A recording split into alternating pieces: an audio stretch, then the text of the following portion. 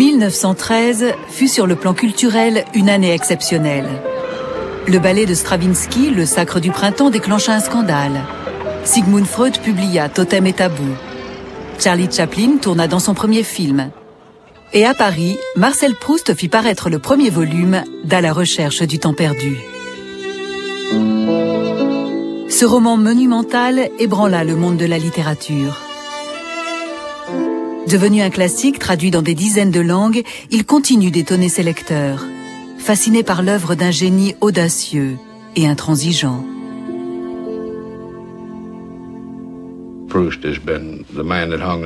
Proust a été pour moi une révélation. De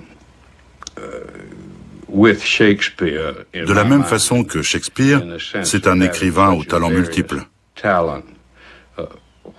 Dès lors qu'on lit Proust, il fait partie de vous à jamais, tout comme Shakespeare.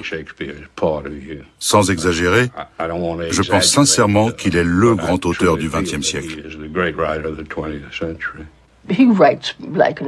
Il écrit comme un ange. Il a une éloquence merveilleuse. Et il est très drôle.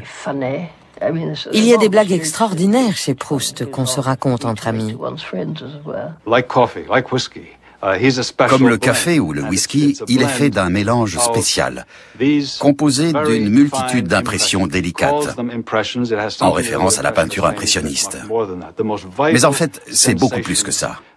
Ce sont les sensations vitales qui constituent la vie d'un être humain et lui donnent la conviction d'être vivant. La question étant justement, que signifie être vivant ?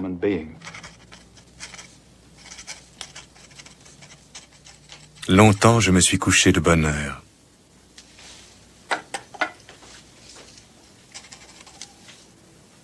Quand je m'éveillais au milieu de la nuit, le souvenir venait à moi comme un secours d'en haut pour me tirer du néant. Je passais la plus grande partie de la nuit à me rappeler notre vie d'autrefois, les lieux, les personnes que j'avais connues, ce que j'avais vu d'elles, ce qu'on m'en avait raconté.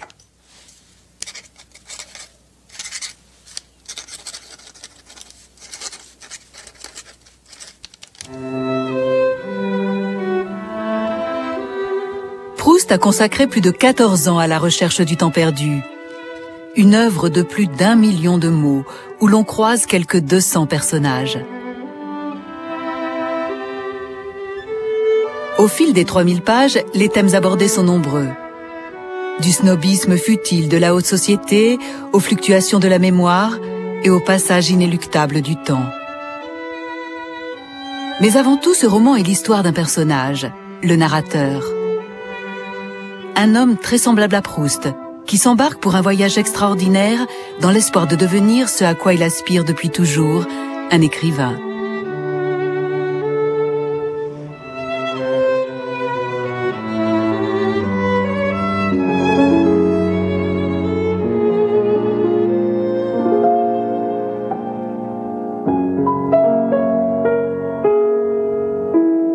Pour créer le narrateur de son roman, Proust s'inspira des paradoxes de sa propre personnalité. Célébrité de la vie mondaine parisienne, il se lia avec des aristocrates antisémites, lui qui était à moitié juif. Il a su dépeindre avec une intelligence remarquable l'amour entre un homme et une femme, alors qu'il était homosexuel. Et bien qu'il ait, comme il le disait lui-même, gâché sa jeunesse, à près de 40 ans, il décida de s'adonner à l'écriture avec une intensité rare dans l'histoire de la littérature. Il s'est servi de sa vie pour écrire À la recherche du temps perdu, apportant des modifications qui, d'après lui, rendraient la vérité plus criante. Proust n'a rien inventé, mais il a tout changé. Il a mis dans son roman sa vie tout entière et son époque. Entre la Belle Époque et la Première Guerre mondiale, le monde a vu fleurir quantité d'inventions qui ont profondément changé la vie quotidienne, mais également le monde des idées. En révolutionnant l'art du roman, Proust lui-même fut l'instigateur d'un changement durable.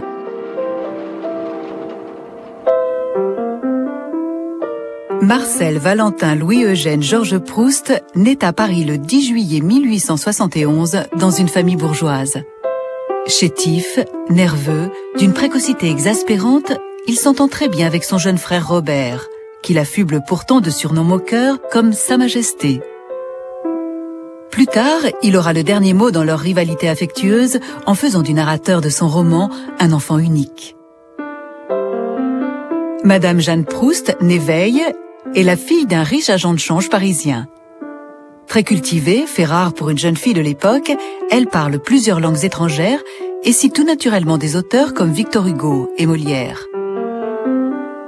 Le père de Marcel, Adrien Proust, est professeur à la faculté de médecine. Fils de petits commerçants catholiques, il a publié de nombreux traités médicaux et est devenu célèbre pour avoir mené en France la lutte contre les épidémies mortelles de choléra. De temps en temps, toute la famille va passer des vacances à Illiers, la ville natale du docteur Proust, à 25 km de Chartres. Plus tard, Marcel Proust s'inspirera de ces séjours en situant les premières scènes de son roman dans un village désormais légendaire, Combray.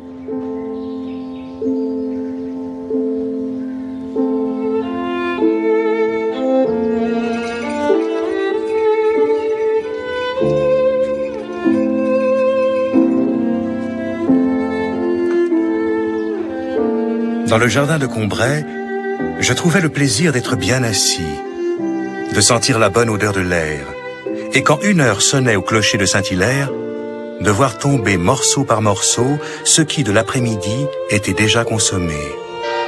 Et à chaque heure, il me semblait que c'était quelques instants seulement auparavant que la précédente avait sonné.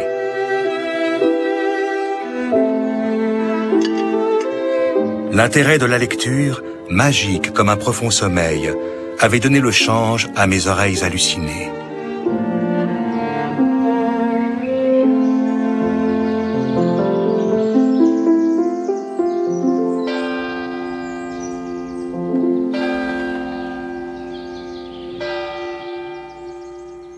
Combray représente le paradis sur lequel Proust ouvre son roman. C'est sa genèse, ce que j'appelle l'âge de la foi de Marcel, le narrateur. En grandissant, nous cessons de croire. Mais de 4 ans à 6 ou 8 ans, nous avons encore foi dans notre entourage. Nous croyons que les choses sont telles qu'elles paraissent, et nous ne sommes pas encore rongés par le ver du doute. La vie de Proust bascule l'année de ses 9 ans. Au retour d'une promenade, il fait sa toute première crise d'asthme. Il manque d'en mourir. Dès lors, la maladie ne lui laissera aucun répit, réduisant singulièrement ses activités. Obligé de rester à l'écart des jeux des autres enfants, il développe très tôt un sens aigu de l'observation.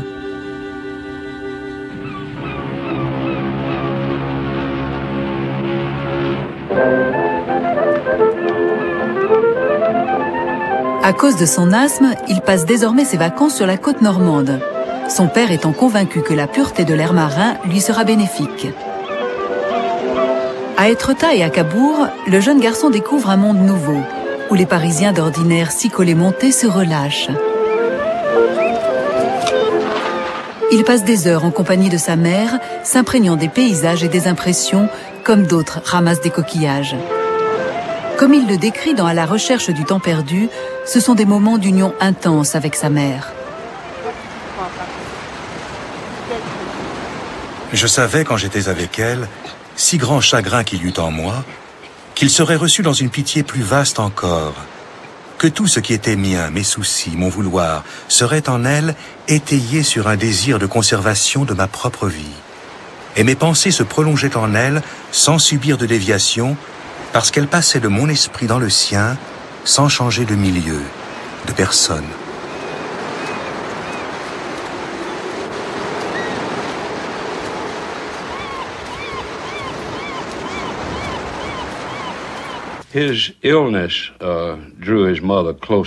Sa maladie l'a rapproché de sa mère, et je suis sûr qu'il en a beaucoup joué. Ils étaient très proches. C'était l'intellectuelle de la famille, celle qui s'intéressait à la peinture, la musique et la littérature. Sans aucun doute, c'est elle qui a eu l'influence la plus marquante sur Proust. Au lycée, Marcel Proust excelle en philosophie et remporte des prix pour ses compositions où l'on reconnaît déjà son style remarquable. Un de ses essais en particulier déroute ses professeurs par ses phrases longues et complexes qui s'étendent sur des pages entières. Après le lycée, Proust s'engage dans l'armée pour une année de service militaire. Nous sommes en 1889 et la guerre est encore très loin. À cause de son asthme, il est exempté des exercices et comme ses quintes de toux secouent toute la chambrée, il loue une chambre en ville et dispose même d'une ordonnance qui lui cire ses chaussures. Le jeune homme apprécie tant la vie militaire qu'il tente de se réengager, mais il échoue. Au classement final, le soldat Proust est 63e sur 64. Pour lui, le moment est venu de choisir une carrière.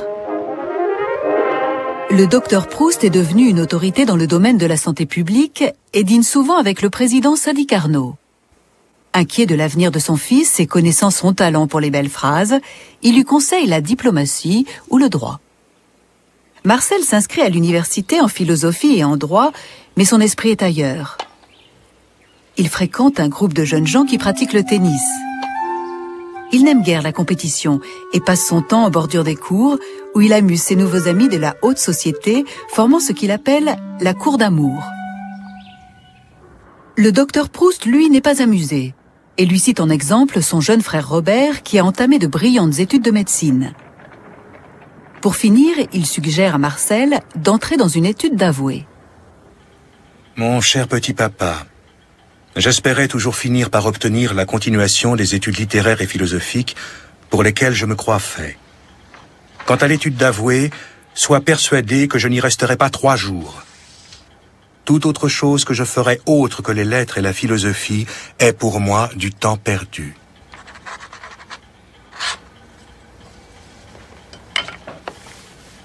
Après de nombreuses disputes, le jeune homme finit par convaincre son père de lui financer encore une année d'études. Mais il vit très largement au-dessus de ses moyens. Quand il ne se rend pas à une réception, c'est lui qui reçoit. Il a commencé à écrire sur le nouveau milieu qu'il fréquente et rédige même une chronique mondaine dans une revue.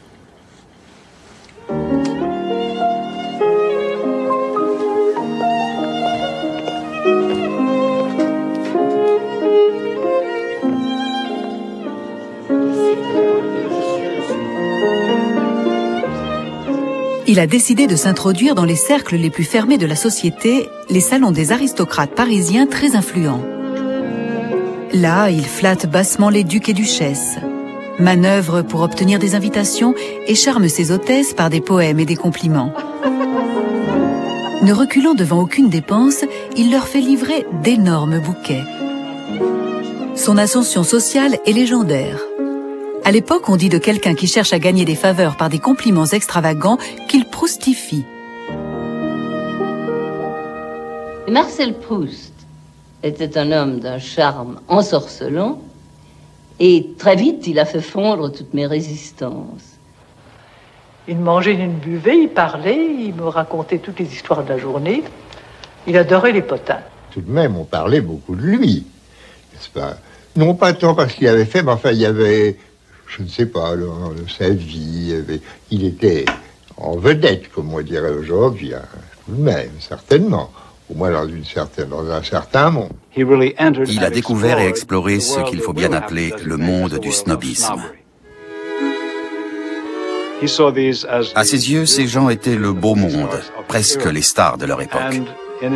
Et tout ça est devenu la matière de son roman.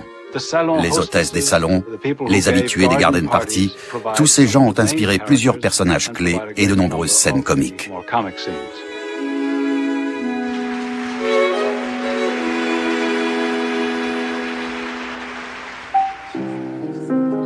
Les salons constituent le laboratoire où Proust étudie l'aristocratie et la scène où il côtoie les plus grands artistes de l'époque, qui seront eux aussi transformés plus tard en personnages de fiction. Il y a là l'actrice Sarah Bernhardt, le compositeur Claude Debussy, l'écrivain irlandais Oscar Wilde et le peintre Claude Monet. Marcel Proust a une vingtaine d'années lorsqu'il fait la connaissance du pianiste Reynaldo Hahn lors d'une soirée. Proust et le jeune musicien d'origine vénézuélienne seront intimes pendant plusieurs années et resteront des amis proches toute leur vie. Compositeur doué, Anne encourage Proust à prendre plus au sérieux son talent d'écrivain. À 25 ans, se sentant prêt pour la célébrité littéraire, Proust publie un recueil d'histoires réuni en un livre coûteux intitulé « Les plaisirs et les jours ». Il a convaincu Anatole France d'en écrire la préface et Madeleine Lemaire, aquarelliste et hôtesse célèbre, de l'illustrer. Pour les critiques, ce livre apparaît comme un acte de pure vanité. Chroniqueur au Gaulois, Jean Laurin appelle Proust un de ces jolis petits jeunes gens du monde en mal de littérature et de succès de salon, et fait clairement comprendre que Proust est homosexuel. Pour défendre l'honneur de son nom, Proust le provoque en duel. Les deux hommes tirent en l'air, personne n'est blessé. Mais bien que l'honneur de Proust soit sauf, il lui faudra des années pour faire oublier cette réputation d'écrivain mondain. Quand on a fait des portraits de Proust, comme Malaparte par exemple met au théâtre, il en fait un personnage faible et efféminé. C'était absolument pas Proust. Proust avait beaucoup d'autorité, ce que les Anglais appellent poise. En même temps, beaucoup de courage, vous regardez bien en face, l'air un peu de défi, de d'Artagnan, la tête en arrière. Il était très courageux. En 1898, la publication du célèbre J'accuse d'Émile Zola relance l'affaire Dreyfus, ce scandale énorme qui divise la France. Des années plus tard, ce moment décisif dans la vie de Proust jouera un rôle clé dans son roman.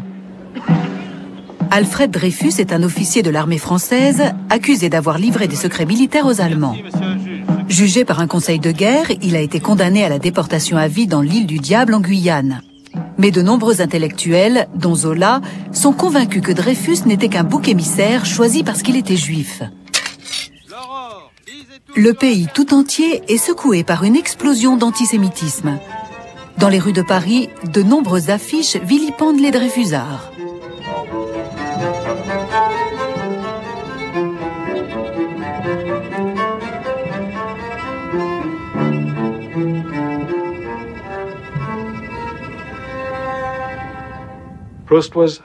Proust n'a jamais oublié qu'il était à moitié juif. Il n'a jamais essayé de le nier, il n'en faisait pas mystère. Tout le monde le savait. Pour lui, la France devait d'être honnête avec elle-même pour tout ce qui touchait à l'armée et la justice. En ce qui concerne l'affaire Dreyfus, il a toujours su très clairement dans quel camp il se trouvait.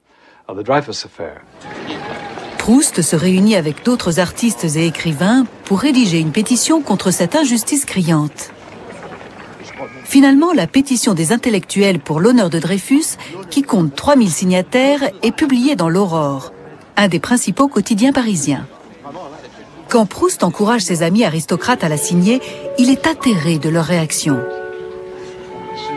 Ainsi, certains n'hésitaient pas à demander « Et vous, que faites-vous de vos juifs? Vous les gardez ?» Parmi la noblesse, beaucoup donnent raison à l'armée. Certains font même partie d'un groupe violemment antisémite, la Ligue de la Patrie française. Même après la réhabilitation du capitaine Dreyfus, l'antisémitisme continuera d'entacher la société française, comme Proust l'écrira plus tard.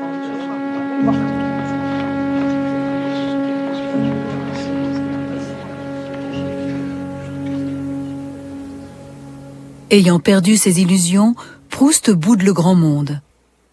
À l'approche de la trentaine, il adopte un rythme nocturne, se lève dans l'après-midi et travaille tard dans la nuit à la rédaction d'un roman autobiographique dont il baptise son héros Jean Santeuil. Impression d'enfance, dispute avec son père, sa colère face à l'affaire Dreyfus, il veut tout y mettre. Cette fois, il révèle son ambition seulement à quelques amis et à sa mère.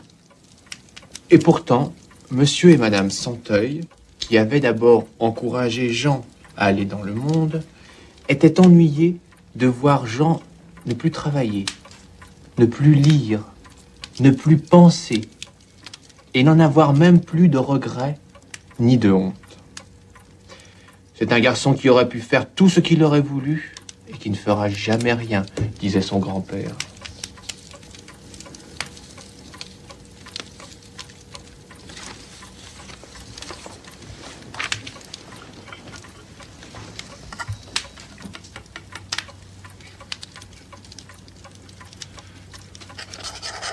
Pendant 4 ans, Marcel Proust travaille à son roman, rédigeant près de 1000 pages. Mais l'histoire lui échappe. Sans comprendre qu'il tient là les germes de son futur chef-d'œuvre, il abandonne Jean Santeuil. Le roman sera publié en 1952, d'après les manuscrits retrouvés chez la nièce de l'écrivain. L'échec du premier roman de Proust, Jean Santeuil, est dû au fait qu'il ne savait pas où il en était. Par contre, quand il commence à la recherche du temps perdu, il sait parfaitement où il en est, qui il est et quel ton il va utiliser. Ce n'était pas le cas dans Jean Santeuil. C'est pour cela que l'histoire manque de substance, même si on y trouve de bonnes choses malgré tout. Le 23 novembre 1903, le docteur Proust fait une attaque à la faculté de médecine. Il meurt 2 jours plus tard. Une perte qui ne fait que renforcer le sentiment d'échec de son fils Marcel. Vous ne pouvez pas savoir tout ce qu'il avait de gentillesse et de simplicité. Je tâchais non de le satisfaire, car je me rends bien compte que j'ai toujours été le point noir de sa vie, mais de lui témoigner ma tendresse. Et tout de même, il y avait des jours où je me révoltais devant ce qu'il y avait de trop certain, de trop assuré dans ses affirmations. La vie est recommencée. Si j'avais un but, une ambition quelconque, cela m'aiderait peut-être à la supporter. Mais ce n'est pas le cas.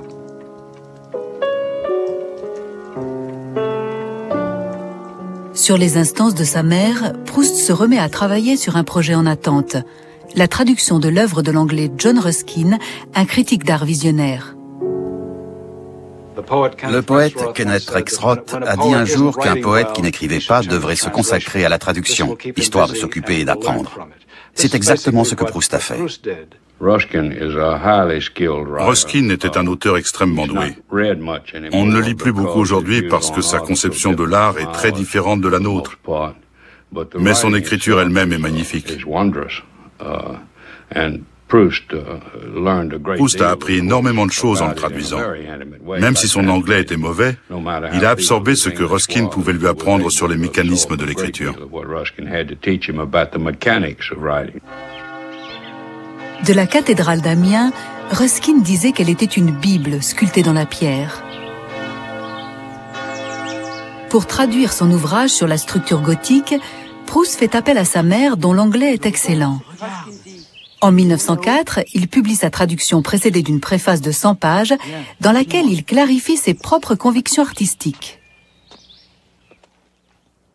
Dans À la recherche du temps perdu, son narrateur visite la cathédrale, qu'il considère comme une déclaration sur l'art et non sur la religion. L'expression parfaite du pouvoir de l'art de résister aux forces du temps.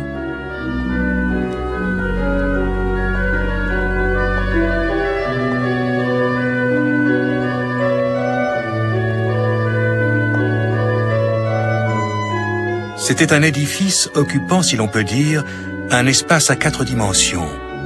La 4e étant celle du temps, déployant à travers les siècles son vaisseau qui, de travée en travée, de chapelle en chapelle, semblait vaincre et franchir non pas seulement quelques mètres, mais des époques successives d'où il sortait victorieux.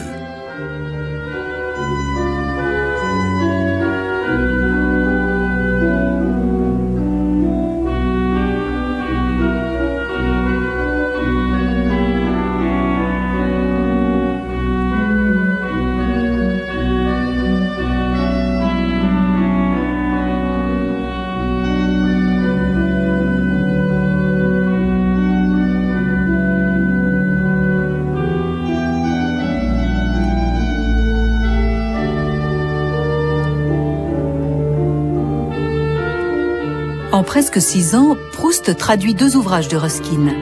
Un travail qui, dit-il, excite sa soif de créer quelque chose d'original. Comme il l'explique à un de ses amis de l'époque, 100 personnages de romans, 1000 idées me demandent de leur donner un corps.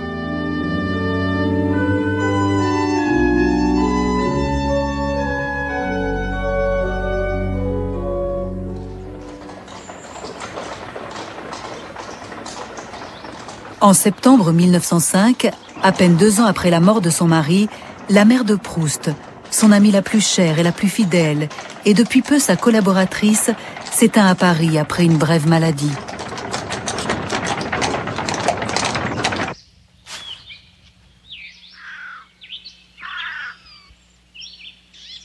Ma vie a désormais perdu son seul but, sa seule douceur, son seul amour, sa seule consolation. J'ai perdu celle dont la vigilance incessante m'apportait en paix, en tendresse, le seul miel de ma vie.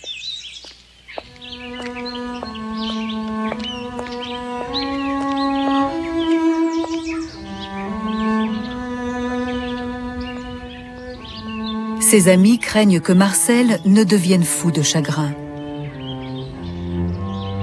Après l'enterrement, il passe 2 mois dans une maison de repos avant de partir s'installer dans un hôtel à Versailles. C'est là qu'il passe l'automne et l'hiver, se levant à la nuit tombée et explorant ce qu'il appelle les parts inconnues de son chagrin. En 5 mois, pas une seule fois il ne sort de l'hôtel.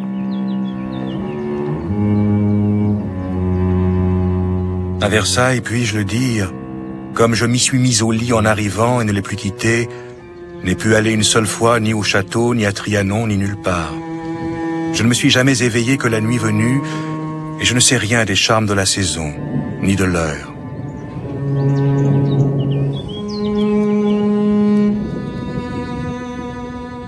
Suis-je plutôt à Versailles qu'ailleurs? Je n'en sais rien.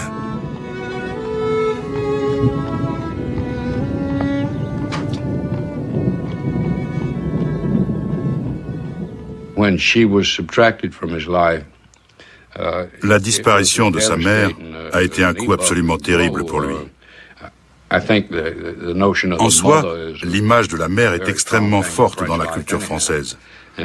Mais pour Proust, elle était 10 fois plus que pour n'importe quel Français. Sa mort a joué un rôle double. Elle lui a permis d'exprimer librement des choses qu'il n'aurait pas pu dire sans la blesser, mais en même temps, elle l'a paralysé au point qu'il en a été incapable d'écrire. Ce n'est qu'après s'être remis de son chagrin, si tant est qu'il y soit parvenu, qu'il a pu en saisir l'étendue.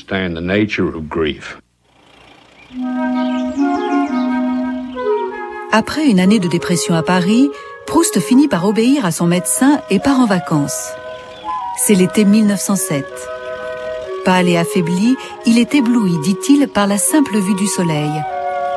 Il avale 17 tasses de café pour s'armer de courage et loue une nouvelle invention plutôt effrayante. Un taxi avec chauffeur. Rouler en voiture lui donne l'impression d'être un boulet de canon. Il sillonne la Normandie, revisitant les villages qu'il a connus enfant. Bien que cette région lui rappelle le souvenir de sa mère, ce voyage dans le passé a un effet régénérant.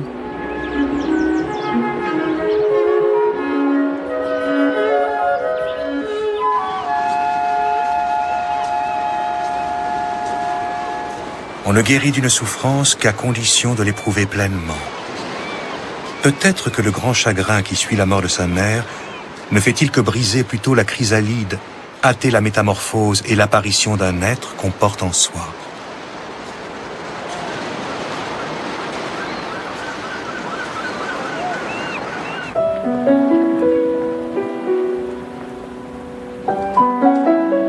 Au grand hôtel de Cabourg, où il avait séjourné enfant, il replonge dans ce qu'il appelle les années heureuses et trouve la force de se remettre à écrire.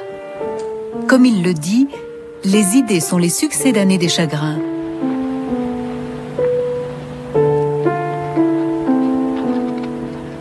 J'ai en train une étude sur la noblesse, un essai sur Sainte-Beuve et Flaubert, un essai sur les femmes, un essai sur la pédérastie, pas facile à publier, une étude sur les vitraux et un roman.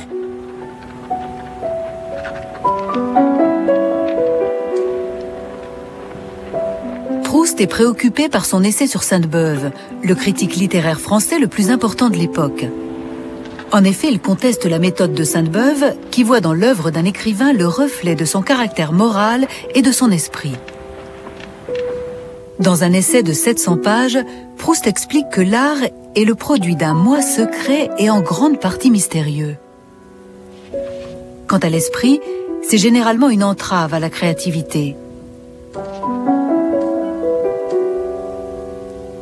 La meilleure preuve en est Proust lui-même, intellectuel brillant qui jusque-là a échoué en tant qu'écrivain. Depuis quelques années, il travaille à un nouveau roman, mais malgré plusieurs versions successives, il ne s'est pas rapproché de ce qu'il appelle le noyau de son cœur.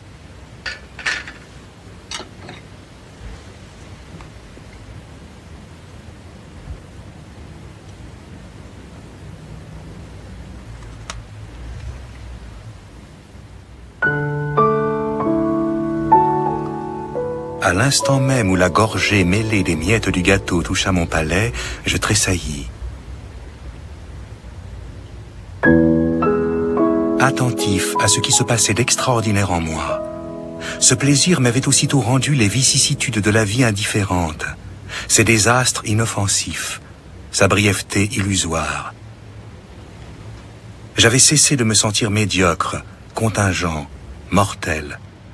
D'où avait pu me venir cette puissante joie?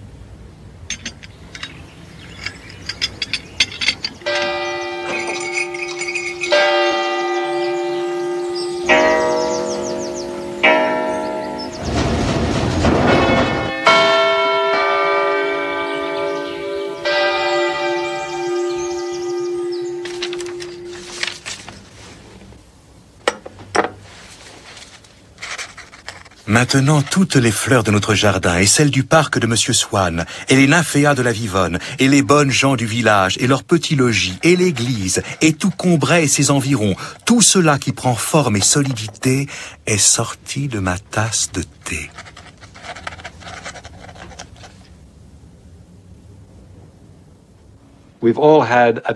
C'est une expérience qu'on a tous déjà vécue.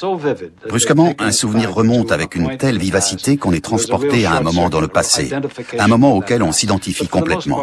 Mais le plus souvent, ça passe. C'est comme une démangeaison ou une envie d'éternuer.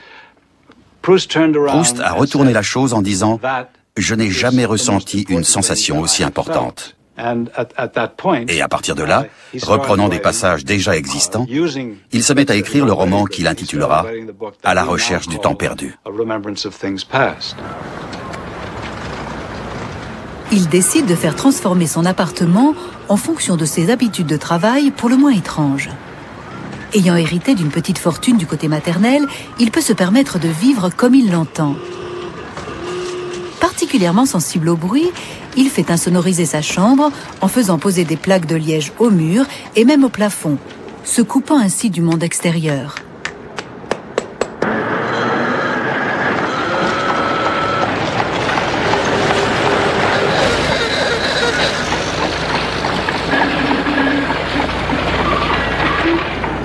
Quand les voisins du dessus engageaient un domestique, ils lui disaient « Nous ne vous donnerons de gage que 50 francs par mois, mais il y a au-dessus un monsieur Marcel Proust, qui vous en donnera 100 régulièrement si vous voulez bien marcher avec des chaussons parce que le bruit le gêne. » Où il avait tellement peur du bruit qu'il payait très cher les ouvriers pour ne pas travailler dans l'appartement d'au-dessus. Alors les gens revenaient stupéfaits parce que rien n'avait été fait de ce qu'ils avaient commandé aux ouvriers. C'est parce que Marcel les payait très cher pour ne pas travailler au-dessus de sa tête.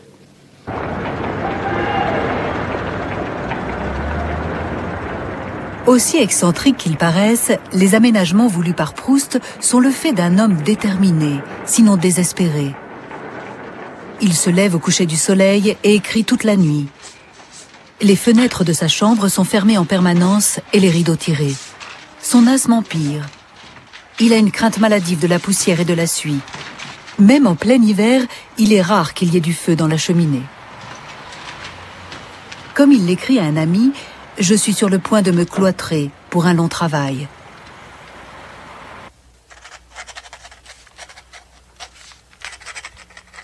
Son roman s'étoffe bientôt, au point qu'il décide de le diviser en 2 parties.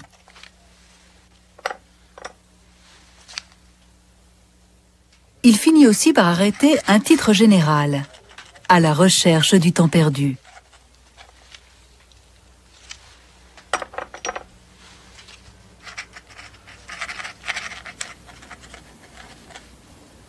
En automne 1912, plein d'espoir, Proust envoie le premier volume, du côté de chez Swann, à plusieurs éditeurs. Il commence par la Nouvelle Revue Française, une maison d'édition d'avant-garde. Son directeur, l'écrivain André Gide, rejette le manuscrit et qualifie Proust de snob et de mondain amateur. Par la suite, Gide écrivit « Le refus de ce livre restera l'un des remords les plus cuisants de ma vie ». Les éditions Fasquelle s'enorgueillissent de publier des classiques. Mais pas celui-ci, comme Eugène Fasquelle lui-même écrit à Proust.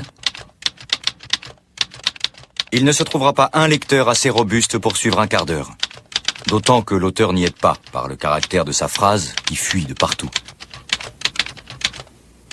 Humblot, le directeur des éditions Ollendorff, qui publie des auteurs mineurs, commente le manuscrit dans une lettre devenue célèbre. Cher ami, je suis peut-être bouché à l'aimerie, mais je ne puis comprendre qu'un monsieur puisse employer 30 pages à décrire comment il se tourne et se retourne dans son lit avant de trouver le sommeil.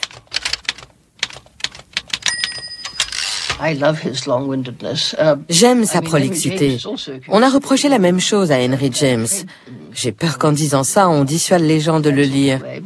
Pour ma part, j'adore les phrases longues. Je reconnais que chez Proust, parfois, et même chez James, la recherche du verbe principal n'est pas une tâche facile. Mais on est toujours récompensé. Finalement, c'est un éditeur alors relativement peu connu, Bernard Grasset, qui accepte de publier du côté de chez Swann, mais à compte d'auteur. Le rôle joué par Grasset dans l'histoire de la littérature est purement commercial. Plus tard, il avouera avoir publié le roman sans l'avoir lu.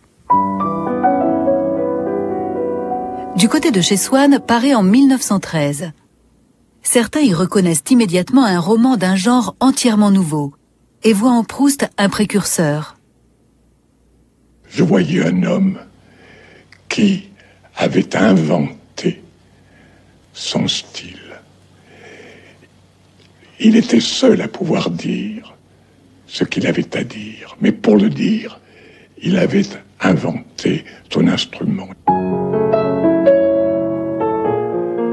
La prose incomparable de Proust magnifie les moments ordinaires, comme la scène aujourd'hui célèbre du baiser du soir.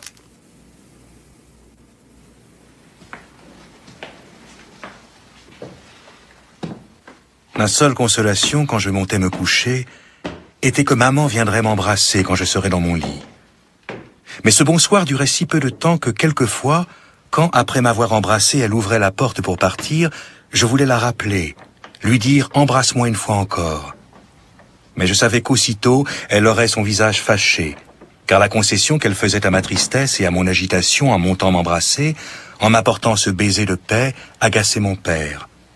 Or, l'avoir fâchée détruisait tout le calme qu'elle m'avait apporté un instant avant, quand elle avait penché vers mon lit sa figure aimante et me l'avait tendue, comme une hostie, pour une communion de paix où mes lèvres puiseraient sa présence réelle et le pouvoir de m'endormir.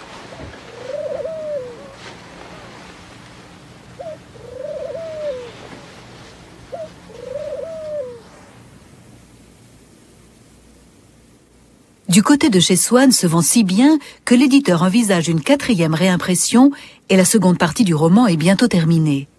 Pourtant, comme le constatent ses amis, Marcel Proust ne paraît pas heureux de sa réussite. Il a engagé comme secrétaire particulier son ancien chauffeur, Alfred Agostinelli, dont il est éperdument amoureux. Il lui a même donné une chambre dans son appartement parisien où Agostinelli s'est installé avec sa maîtresse Anna. Proust est malade de jalousie, mais comme il le dit, en amour, on fait toujours le mauvais choix. C'est l'aviation, le tout nouveau sport à la mode, qui va enlever Agostinelli à Proust. Anna supplie son amant de quitter l'écrivain et de faire fortune comme pilote. Agostinelli part s'installer sur la Côte d'Azur et s'inscrit dans une école de pilotage sous un nom d'emprunt surprenant, Marcel Swann. Proust l'implore de revenir, allant jusqu'à lui offrir un aéroplane et une Rolls-Royce. Dans le roman, l'objet de la flamme du narrateur est une jeune femme insaisissable prénommée Albertine. J'avais voulu que vous eussiez ce yacht, où vous auriez pu voyager pendant que, trop souffrant, je vous eusse attendu au port. Et pour la terre, j'avais voulu que vous eussiez votre automobile à vous. Or, il serait fou pour un bateau à voile et une Rolls-Royce de nous voir et de jouer le bonheur de votre vie, puisque vous estimez qu'il est de vivre loin de moi.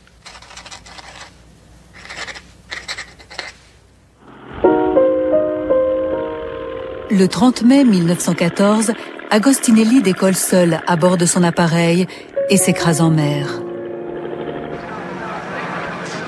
Il avait 26 ans.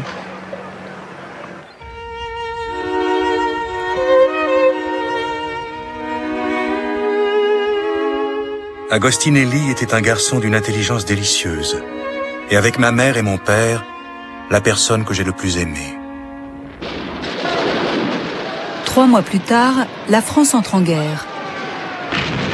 Du fait de sa mauvaise santé, Proust n'est pas mobilisé.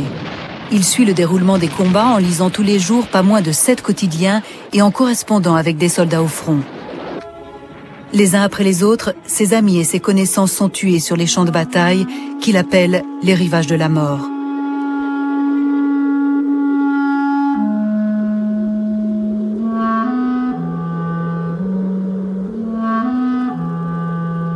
Il suit la progression dévastatrice de l'armée allemande, la chute des vieilles villes de province et des grandes cathédrales qui l'avaient tant inspiré.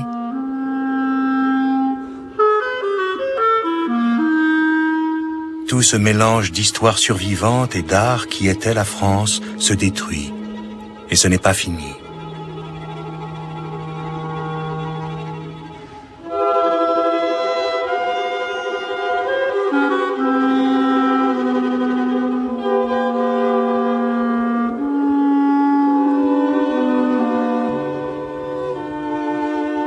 Alors que Paris est menacé par les attaques aériennes allemandes, Proust refuse de partir.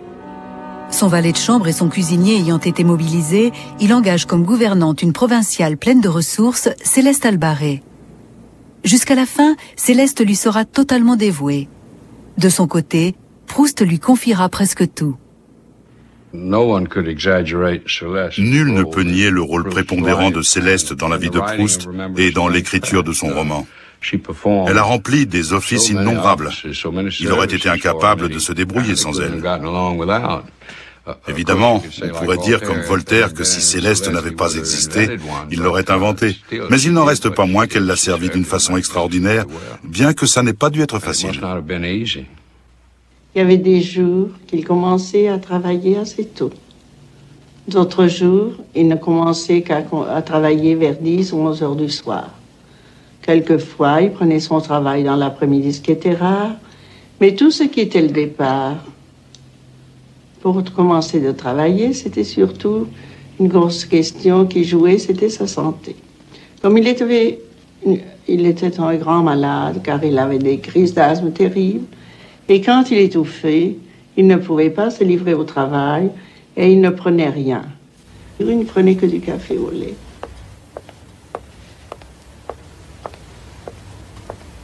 Bonjour, monsieur.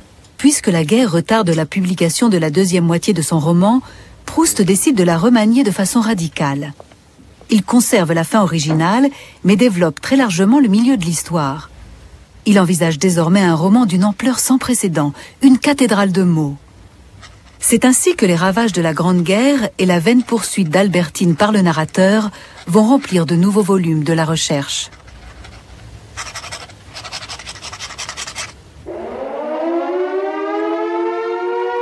Le roman prend une couleur aussi sombre que Paris plongé dans le blackout.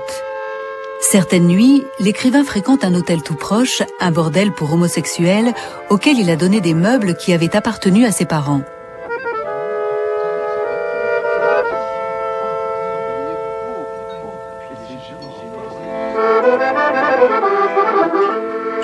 S'inspirant des tabous de ce monde interdit, il explore, comme il avait exploré autrefois, les parts inconnues de son chagrin et s'y laisse sombrer.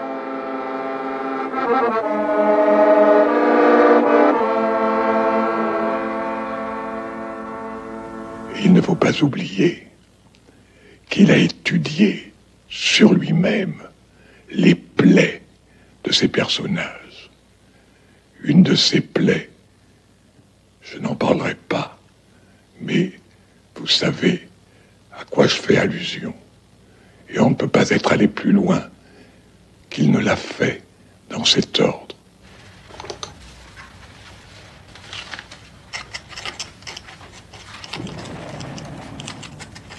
Race sur qui pèse une malédiction, et qui doit vivre dans le mensonge et le parjure, puisqu'elle sait, tenue pour punissable et honteux, pour inavouable son désir, ce qui fait pour toute créature la plus grande douceur de vivre, fils sans mère, à laquelle ils sont obligés de mentir, même à l'heure de lui fermer les yeux.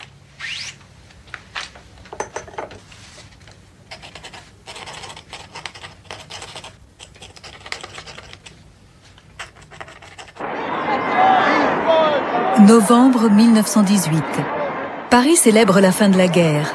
La miraculeuse et vertigineuse paix, écrit Proust. La ville revient à la vie, une vie très différente pour l'écrivain. Les riffs cuivrés de l'air du jazz sont bien loin de l'élégance nonchalante de la Belle Époque. Proust déplore la stupidité universelle que la guerre a laissée dans son sillage et s'inquiète à l'idée que ce public impatient ne saura pas apprécier l'histoire au rythme lent et rêveur qu'il a entamé 5 ans plus tôt avec Du côté de chez Swann. En 1919 paraît le 2e volume de La Recherche du temps perdu, intitulé « À l'ombre des jeunes filles en fleurs ». Cette fois, le narrateur, adolescent, séjourne dans une station balnéaire du nom de Balbec, où il découvre le bonheur des premières amours. Seul, je restais simplement devant le grand hôtel, quand je vis s'avancer 5 ou 6 fillettes, aussi différentes par l'aspect et les façons, de toutes les personnes auxquelles on était accoutumé à Balbec, qu'aurait pu l'être, débarquer on ne sait d'où, une bande de mouettes qui exécute, à pas compter sur la plage, les retardataires rattrapant les autres en voltant, une promenade. En décembre 1919, À l'ombre des jeunes filles en fleurs obtient le prix Goncourt. Pratiquement tous les journaux français se font l'écho de la nouvelle. Journalistes et photographes se pressent pour interviewer l'auteur, âgé de 48 ans. Mais Céleste ne laisse entrer que quelques visiteurs. C'est elle qui a la lourde charge de tenir à jour le manuscrit de Proust. Elle colle dans les marges des paperoles ces morceaux de papier où l'écrivain note ses innombrables corrections et ajouts. Il reste 5 volumes à publier et Proust n'est pas certain de parvenir à terminer son grand œuvre. Sa santé se dégrade. Certains jours, de violentes crises d'asthme l'empêchent de travailler. Tenant uniquement grâce à de la caféine pure et à des injections d'adrénaline, il noircit les marges de ses épreuves, ajoutant des détails qui enrichissent le récit, mais retardent d'autant sa publication. En 1920 paraît le 3e volume, Le côté de Guermantes, qui raille le snobisme de la haute société. Eh bien, en un mot, la raison qui vous empêchera de venir en Italie, demanda la duchesse à Swann. Mais, ma chère amie, c'est que je serais mort depuis plusieurs mois, d'après les médecins que j'ai consultés. Qu'est-ce que vous me dites là? S'écria la duchesse, placée pour la première fois de sa vie entre 2 devoirs aussi différents qu'aller dîner en ville et témoigner de la pitié à un homme qui va mourir.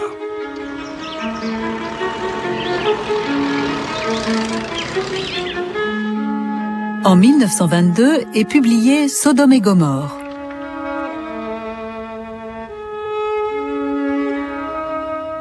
Être vue semblait ajouter de la perversité à leur plaisir. Elle voulait faire baigner leur dangereux ébat dans les regards de tous. Et enfin, un soir, dans un coin pas même obscur de la grande salle de danse, sur un canapé, elles ne se gênèrent pas plus que si elles avaient été dans leur lit.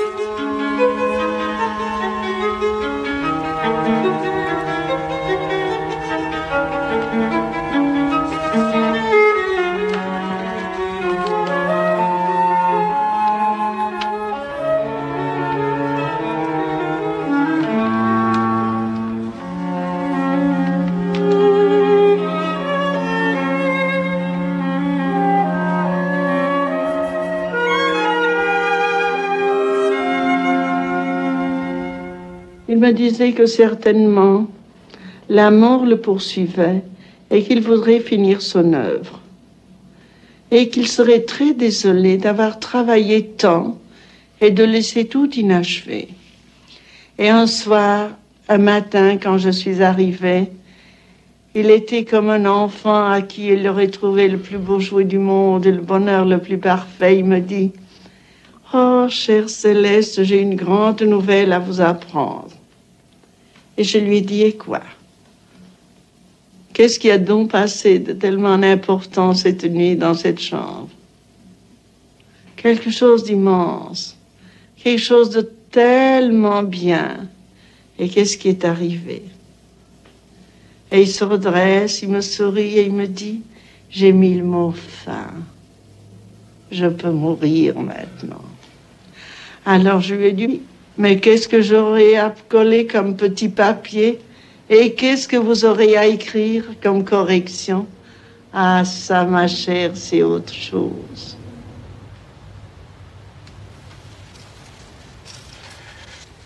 En automne 1922, Proust écrit fiévreusement et cesse complètement de s'alimenter, tirant sa nourriture de son être même, comme le dit Céleste. Il a de plus en plus de mal à respirer sans des fumigations de doses massives de poudre anti-asthmatique.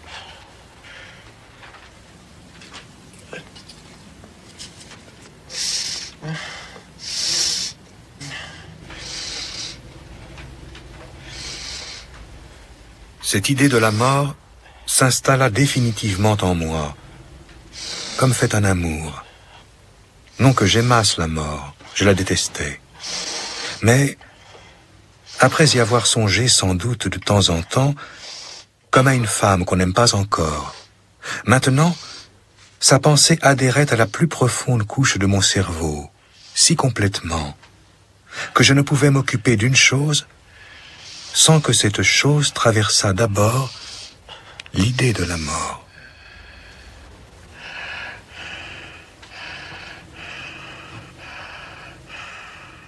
L'idée de la mort me tenait une compagnie aussi incessante que l'idée du moi.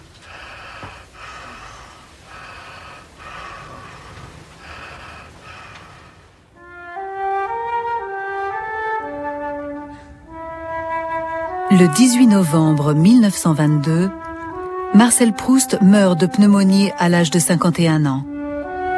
Pendant 2 jours, amis et admirateurs défilent dans sa chambre pour lui rendre un dernier hommage.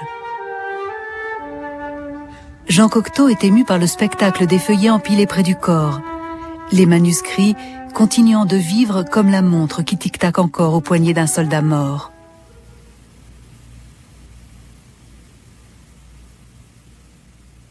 Les derniers volumes de La Recherche du temps perdu sont publiés quelques années après la mort de leur auteur.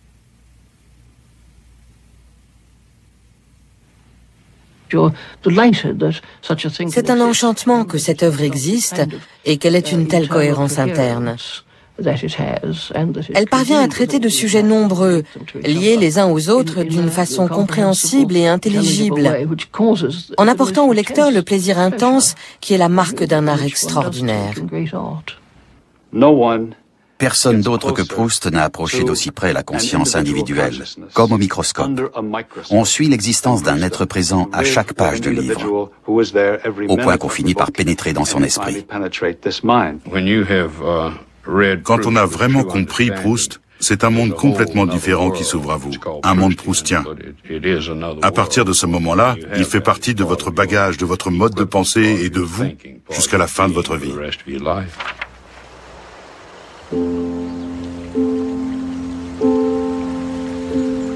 Les jours anciens recouvrent peu à peu ceux qui les ont précédés et sont eux-mêmes ensevelis sous ceux qui les suivent. Mais chaque jour ancien est resté déposé en nous comme dans une bibliothèque immense où il y a de plus vieux livres. Un exemplaire que sans doute personne n'ira jamais demander. Pourtant, que ce jour ancien traversant la translucidité des époques suivantes remonte à la surface et s'étende en nous, qu'il couvre tout entier, alors, pendant un moment, les noms reprennent leur ancienne signification, les êtres leur ancien visage, nous, notre âme d'alors. Par le jour le plus beau, s'éclairait soudain non seulement les tâtonnements anciens de ma pensée, mais même le but de ma vie, et peut-être de l'art.